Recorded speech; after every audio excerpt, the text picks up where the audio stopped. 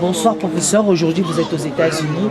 Quel est le message que vous donnerez à toute cette jeunesse africaine que Dieu a été honoré à travers vos œuvres? Vous êtes écrivain, enseignant. Quel est le message que vous souhaiterez laisser à la jeunesse africaine ici aux États-Unis? Aux États-Unis? Oui, et aux Africains du monde entier. Ce que je dirais aux jeunes, c'est que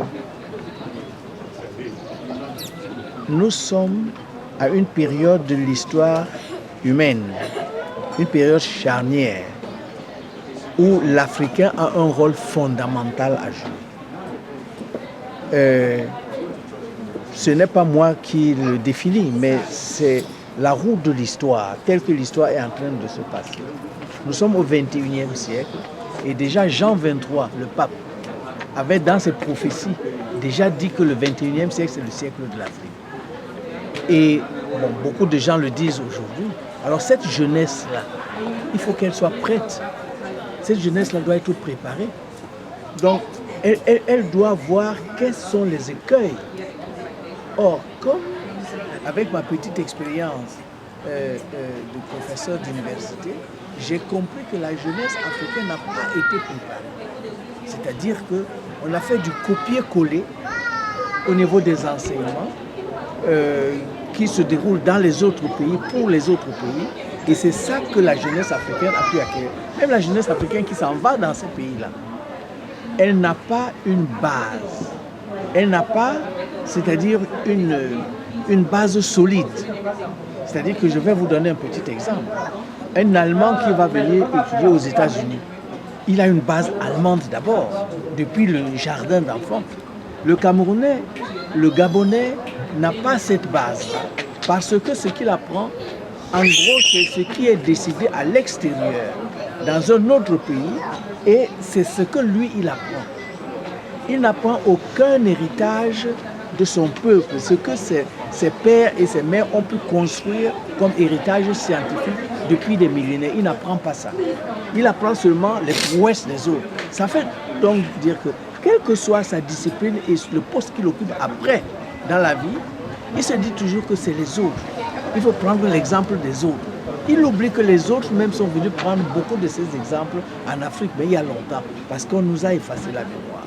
Donc, si j'ai un message à adresser à cette jeunesse, c'est que en réalité, tout est à faire, parce que nous avons quand même essayé d'élaguer des voies pour qu'ils trouvent où sont leurs racines scientifiques.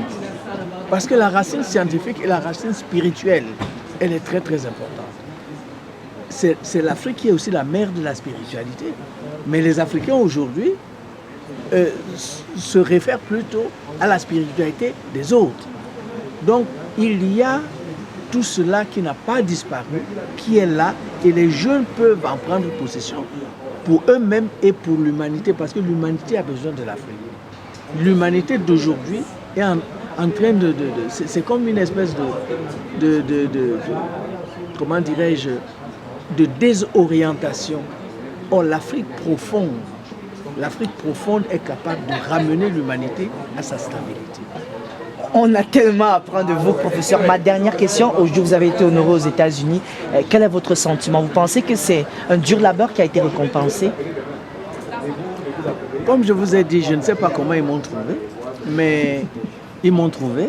Ça veut dire qu'il faut accepter de travailler même dans l'anonymat. Même si on ne vous reconnaît pas dans votre propre pays, ce n'est pas grave. L'essentiel, c'est que vous faites le travail. Un jour ou l'autre, même après votre mort, ce travail sera à la disposition et on pourra utiliser. Votre dernier mot, professeur? Vous avez été honoré par l'ambassade du Cameroun aux États-Unis. Ravi. Mais ce que je dis, c'est que j'ai d'abord dit un grand merci au président de la République, parce que sans lui, je ne serais pas ici. Moi, je n'aime pas flatter, mais sans lui, je ne serais pas ici. Et c'est lui qui a compris, je crois, la dimension de la chose pour qu'on débloque la situation et que je vienne prendre le prix, que je ramène au Cameroun. Parce que, encore une fois, c'est un prix qui est au-dessus de moi. Moi, je le donne à mon pays. Merci pour ce que Professeur, nous allons continuer avec une dernière question. Vous avez reçu des prix. Quelle est la signification de ces prix pour les étudiants, pour les enseignants et pour le simple citoyen camerounais?